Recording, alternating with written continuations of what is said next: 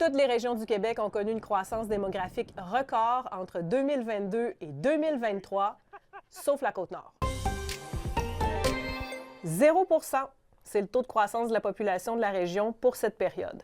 C'est un phénomène qui s'explique notamment par une migration des Nord-Côtiers vers d'autres régions du Québec et un taux de fécondité qui est en diminution, c'est selon l'ISQ. Mais au moins, contrairement aux années passées, la population de la Côte-Nord cette année n'a pas diminué. C'est vrai que les pertes se sont un peu amoindries au cours des dernières années, mais reste que la région est déficitaire dans ses échanges migratoires avec les autres régions du Québec, ce qui n'est pas le cas du Bas-Saint-Laurent et de la Gaspésie, de la Madeleine, où il y a eu une inversion de la situation. Par contre, la région a connu le plus important gain de population jamais enregistré en lien avec l'immigration internationale et interprovinciale.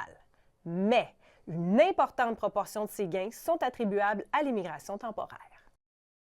Beauce Carnaval est à Bécomo cette semaine et très attendu à Ouachat la semaine prochaine. Ça tient pratiquement de la tradition. Depuis des dizaines d'années, Beauce Carnaval, c'est vraiment devenu un lieu rassembleur pour les Autochtones de la région. Le chef de Matimécoche-Lac-John indique même que dans certaines communautés, notamment la sienne, il y a des laissez-passer qui sont distribués gratuitement aux élèves du primaire et du secondaire pour leur permettre de se déplacer et profiter de l'événement. Depuis qu'on a signé les ententes minières de Tata Steel puis Lim à l'époque en 2010, bien, c'est de là qu'on finance cet événement-là pour aider les parents qui n'ont pas les moyens de le faire. Beauce Carnaval doit être à Ouachat du 29 mai jusqu'au 2 juin.